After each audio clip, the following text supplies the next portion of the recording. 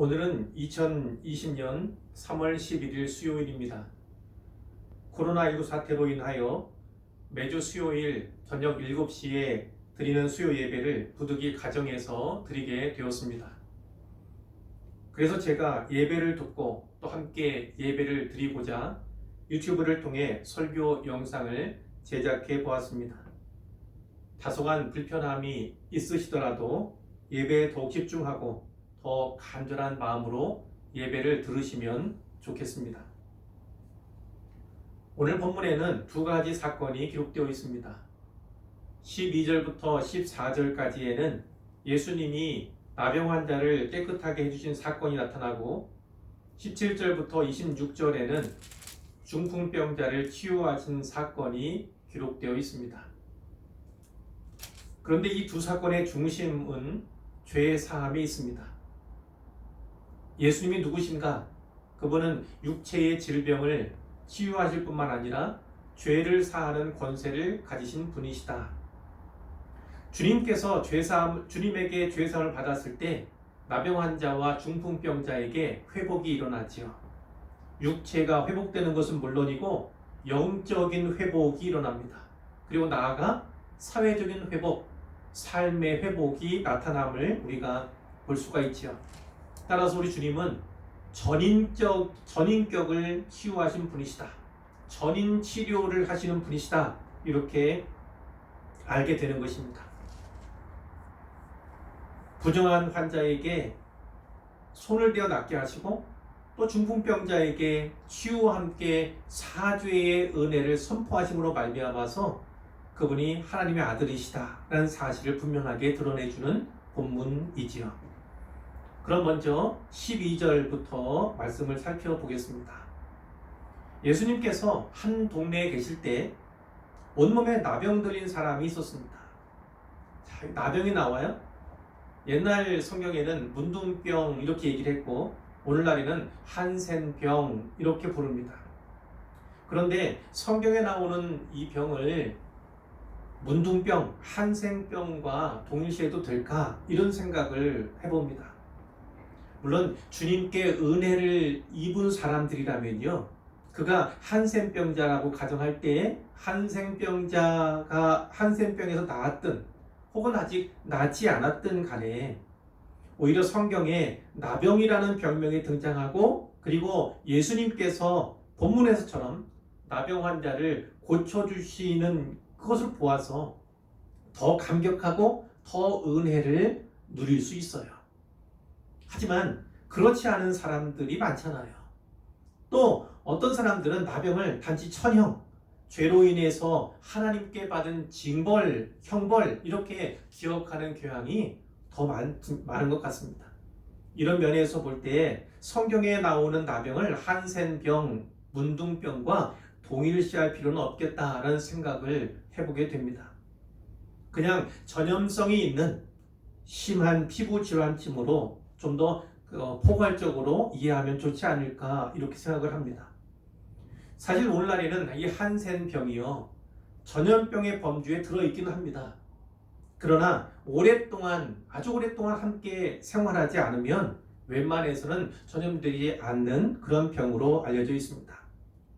어쨌든 이 구약에서 나병 환자가 나오는데 이 당시의 나병 환자는요 하나님께 저주받은 자로 일컬어졌어요. 구약에 율법이 있지 않습니까? 그 율법 가운데 정결법이 있고 그 정결법에 따르면 부정한 자로 여겨지던 사람들입니다. 그래서 이들은 공동체에서 추방되어야 했어요. 따로 한 곳에 격리되어야 했습니다. 모여 살아가는 거죠. 전염성이 있었기 때문에 그 병이 전염되는 것 그리고 정결법상 부정케 되는 것을 방지하기 위해서 그들에게 취해진 조치였던 것입니다. 자, 그런 나병 환자들이라면 어떤 문제를 직면하겠습니까? 어떤 고통을 겪게 되겠습니까? 여러 가지 이야기할 수 있지만 절망의 문제를 빼놓을 수 없을 것 같아요. 사랑하는 가족과 단절되지 않습니까? 또 이웃과 사회와 단절되지 않습니까? 그 사회와 그 이웃들이 하나님의 백성으로 일컬어지는 사람들이기 때문에 이것은 하나님과의 관계 단절을 의미하기도 했던 것입니다. 얼마나 외로웠을까요? 소외감이 대단했을 것입니다. 뿐만 아니라 실제적으로는 먹고 사는 문제에 직면할 수밖에 없어요. 누군가가 음식을 가져다 주지 아니하면, 그리고 얻을 수 있는 그러한 먹을 것이 없다면 그들은 궁핍의 문제에서 벗어날 길이 없었던 것입니다. 이런 여러 가지 문제들이 있었죠. 그런데 오늘 본문에 보면 놀라운 일이 일어나고 있는 거예요. 온몸에 나병 들린 사람이요, 예수님 앞에 나온 것입니다. 이것은요, 그 당시에 사회상으로 보았을 때 있어서는 안 될 일이죠. 위험을 무릅쓴 행동입니다. 다른 사람에게 피해를 주는 거 생각할 수 있지만, 무엇보다도 다른 사람들에게 발견되었을 때 그는 죽임을 당할 수 있는 그런 상황인 거예요. 그런데 그 온몸에 나병 들린 그 환자가 예수님께 와서 엎드린 겁니다. 그리고 구한 거예요. 주여, 원하시면 나를 깨끗하게 하실 수 있나이다. 이렇게 구한 것입니다. 예수님이 그 이야기를 듣고 그를 보고 어떻게 하셨습니까? 그에게 손을 내미셨어요. 그리고 그 손을 그에게 대셨습니다. 그리고 말씀하셨어요. 내가 원하노니 깨끗함을 받으라. 이렇게 말씀하셨을 때 나병이 곧 떠나갔다. 성경이 이렇게 기록을 하고 있습니다. 예수님은요, 깨끗함을 받으라, 이런 한마디 말씀만으로도 그를 치유하실 수 있었을 거예요. 그런데 예수님은 그에게 손을 내밀었고 그 손을 그의 나병 걸린 그 환부에 대셨다는 사실을 우리가 기억할 필요가 있지요. 바로 그런 것입니다. 어떤 사람을 치유하고 회복시키기를 원할 때, 물론 하나님께 우리에게 주신 말씀, 또 우리가 할 수 있는 기도, 이것을 할 수 있지요. 그러나 또 한편 우리가 소홀히 해서는 안 되는 것은 손을 내미는 거예요.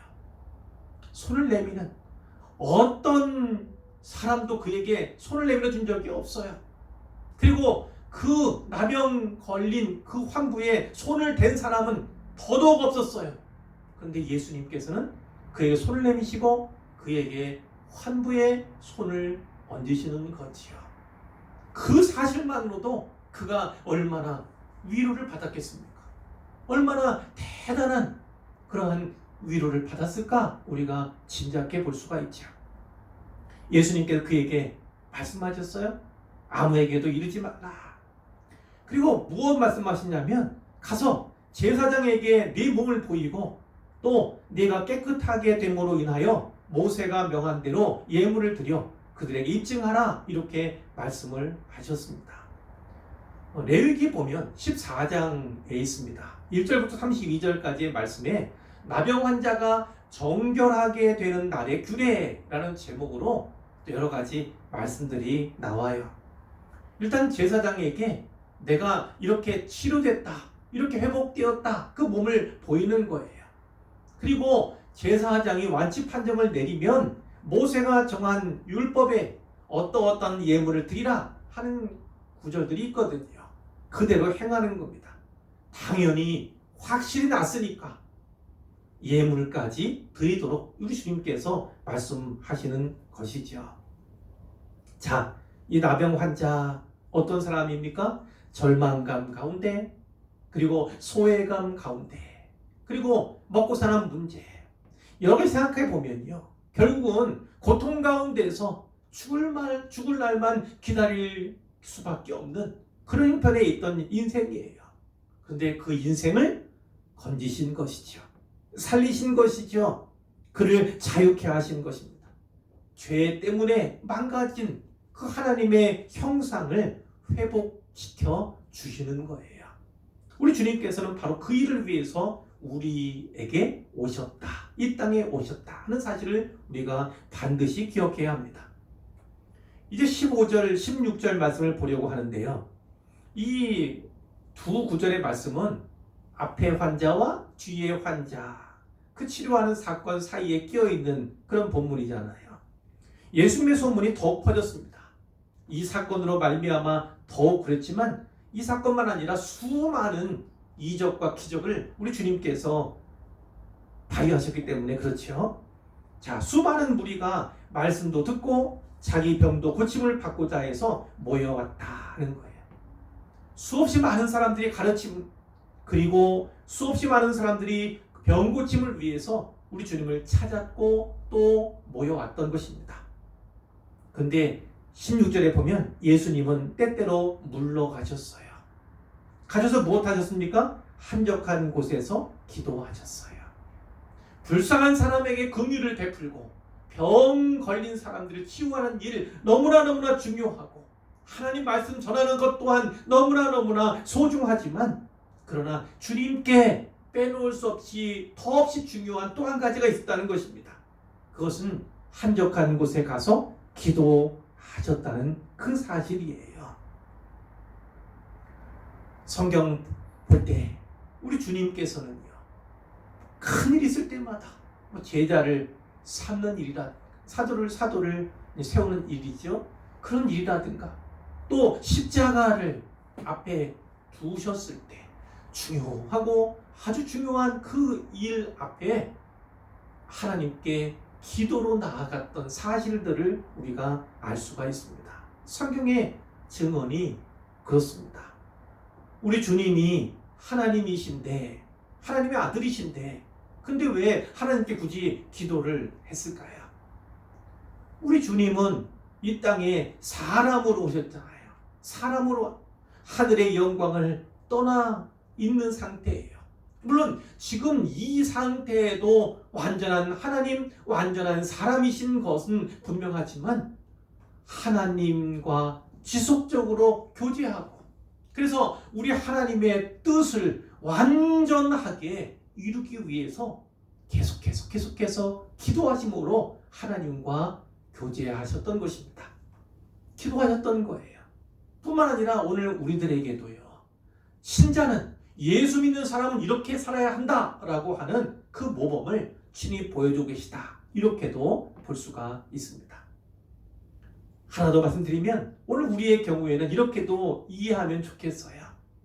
자, 이렇게 대단한 일들 내가 한 것이 아니라 주님의 은혜로 하나님의 역사로 하는 것이지만 때로는 우리가 칭찬받거나 혹은 높임받는 그런 일들이 왜 없겠습니까?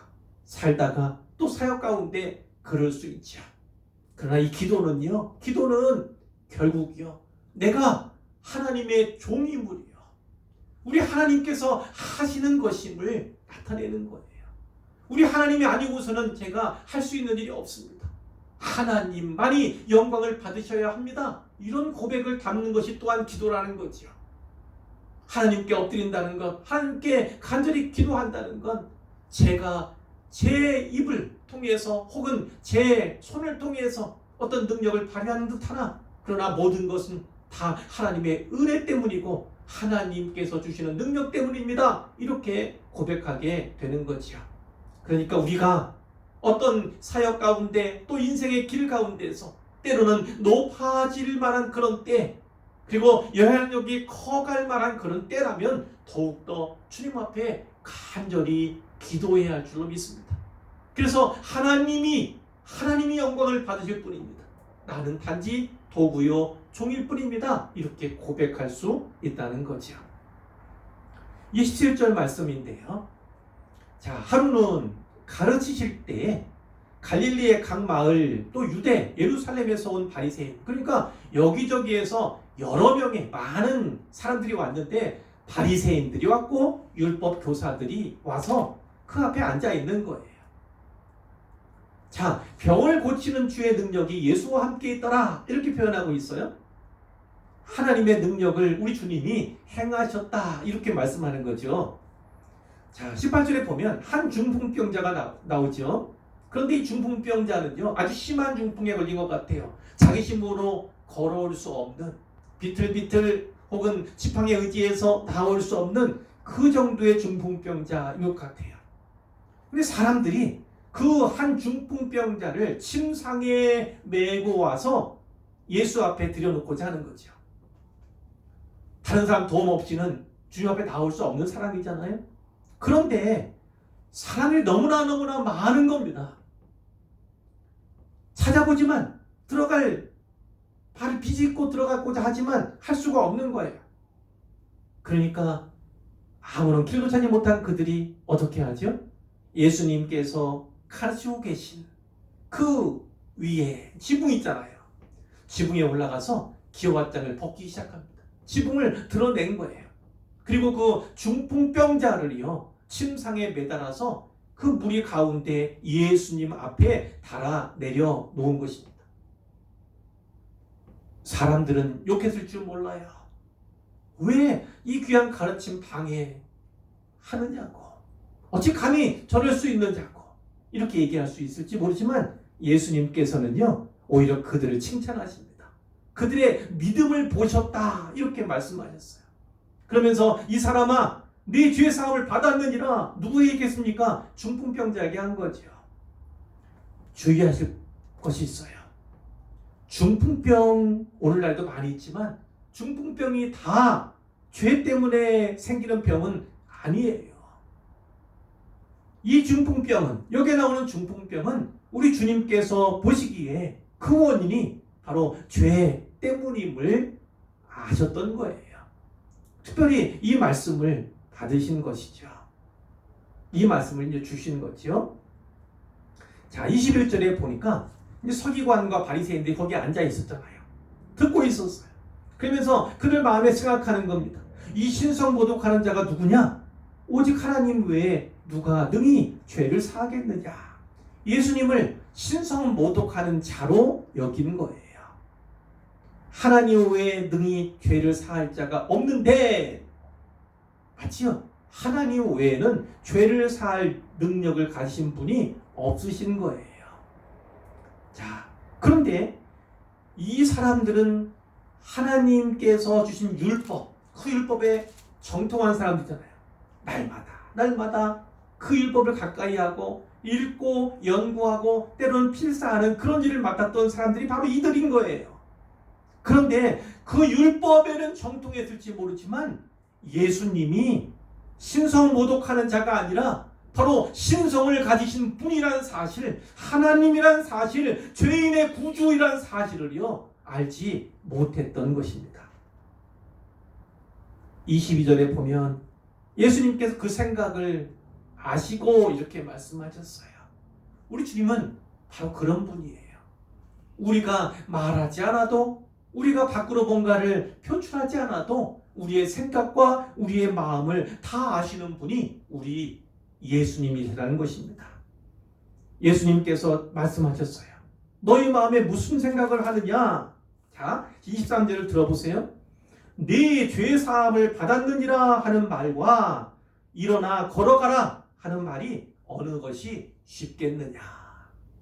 두 가지입니다. 네 죄 사함을 받았느니라 하는 말, 일어나 걸어가라 하는 말, 이 두 가지. 이 두 가지 가운데 어떤 것이 쉽겠느냐? 여러분 생각은 어떻습니까? 여러분은 이 두 가지 가운데 어느 것이 쉽다고 생각하십니까? 여느 사람이라면요, 특히 오늘날 사회적인 문제가 되고 있는 종교 사기꾼들이 있잖아요. 그런 종교 사기꾼들이라면요, 일어나 걸어가라 이런 말은 쉽게 하지 않을 겁니다. 왜요? 중풍병자가 만일 일어나서 걸어가지 않으면 어떻게 됩니까?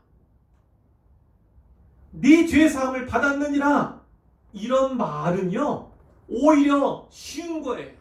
어렵지 않아요. 왜요?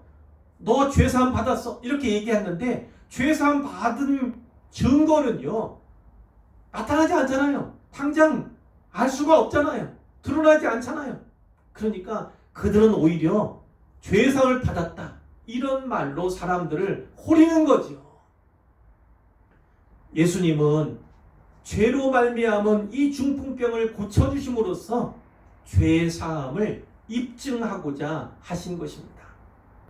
자, 인자가 땅에서 죄를 사하는 권세가 있는 줄을 너희로 알게 하리라 이런 의도로 이 치료의 기적을 베풀어 주었다는 겁니다. 중풍병자에게 말씀하시죠. 내가 네게 이르노니 일어나 네 침상을 가지고 집으로 가라. 이렇게 말씀을 하십니다. 자, 그랬더니 어떻게 됩니까? 그 사람이 곧 일어났고 자기가 누웠던 그 침상을 들고 하나님께 영광을 돌리면서 자기 집으로 돌아가는 것입니다.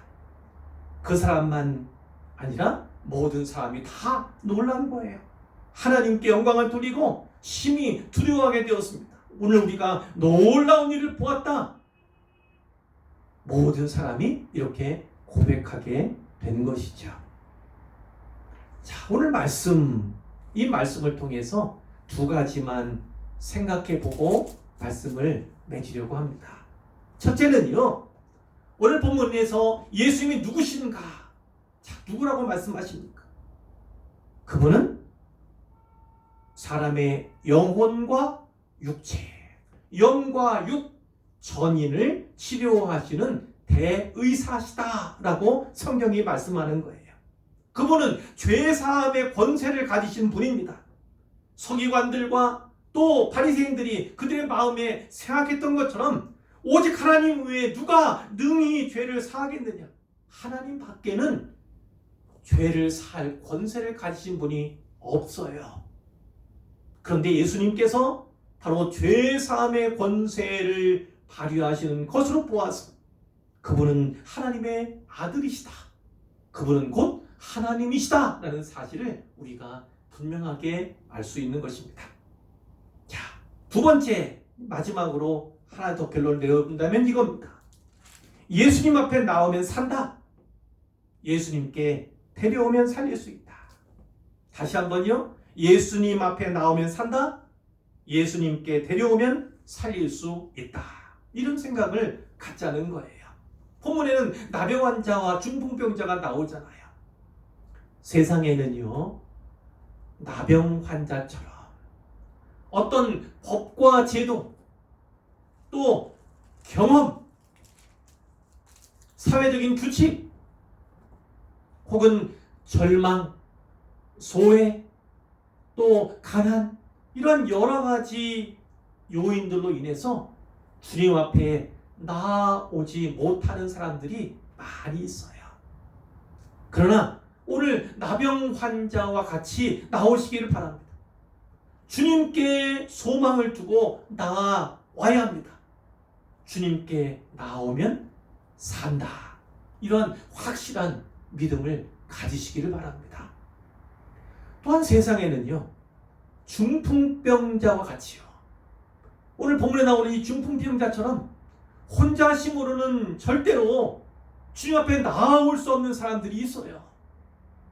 이들을 도와서 주님께 데리고 나오기만 하면 하나님께서 긍휼과 은혜를 베풀어 주실 것이다. 이런 믿음을 가진 분들이라면요, 반드시 그를 데려와야 합니다. 데려오면 살릴 수 있다. 이런 소망을 가지고, 이런 희망을 가지고 데려와야 할 줄을 믿습니다. 왜 수고스럽지 않겠어요? 수고스럽다더라도 지붕을 벗겨야 합니다. 기와를 드러내야 되지요. 고생스럽더라도 침상을 메어 달아내려야 합니다. 이것이 바로 오늘 복음을 전파하는 우리들, 복음 전파의 사명을 받은 우리들이 취해야 할 태도고 또 모습이다. 이렇게 우리가 받았으면 좋겠다는 거예요. 주님께서는요, 믿음을 보시고, 누구의 믿음을 보였습니까? 그 사람들, 다른 병행 보면은 친구들이지만 중풍병자인 이 사람을 침상에 들고 와서 또 기와장을 드러내고 예수님이 계신 그곳으로 침상을 내렸던 그 사람들의 믿음을 말씀하는 거예요. 물론 구원은 내가 예수님을 믿어야만 되는 거예요. 내 가족 가운데 우리 어머니 아버지가 어떤 직분자이고 혹은 믿음이 좋고 나하고는요 별 상관이 없습니다. 그 감동으로 말미암아 그들의 기도로 말미암아서 그 자녀가 변화되거나 이런 일은 있을 수 있지만 결국 구원의 문제는 하나님과 나 사이에 1대1의 문제인 거예요. 그런데 오늘 본문에 보면 주님께서는 믿음을 보시고 긍휼을 베푸신 것을 말씀하시잖아요. 자, 어떻게 이해할 수 있습니까? 우리가 믿음으로 저들이 그 누군가가 하나님의 긍휼을 입기를, 은혜를 입기를 원하여서 어떤 일을 취한다면 우리 하나님께서는요, 우리의 믿음을 보시고 그를 주님의 자녀로 받아주실 수 있다는 거예요. 이 사실을 우리가 늘 기억했으면 좋겠습니다. 주님이 누구이신가? 그리고 그 주님께 나오면 살고 데려오면 살릴 수 있다는 사실을 우리가 꼭 가슴판에, 마음판에 새겼으면 너무나 좋겠습니다. 기도하겠습니다. 하나님 아버지, 감사합니다. 이 시간에도 귀한 말씀 주셔서 너무나 감사합니다. 우리 주님이 누구신가? 영육을 살리는 대의사시며 죄를 사하는 권세를 가지신 분이란 사실, 전인적인 치유를 하시는 분이라는 사실을 우리가 알게 도와주시옵소서.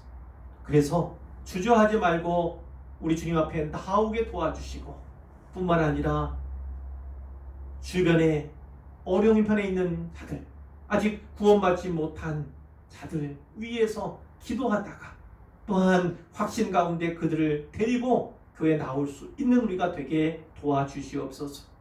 온갖 수고를 하고 때로는 온갖 고생을 한다 할지라도 그 영혼을 하나님께서 얼마나 기뻐하시는가, 그 한 영혼을 위해서 하나님께서 우리에게 부탁하신 그 수고를 우리가 능히 해나갈 수 있도록 하나님께서 은혜를 더하여 주시옵소서. 예수님 이름으로 기도드립니다. 아멘.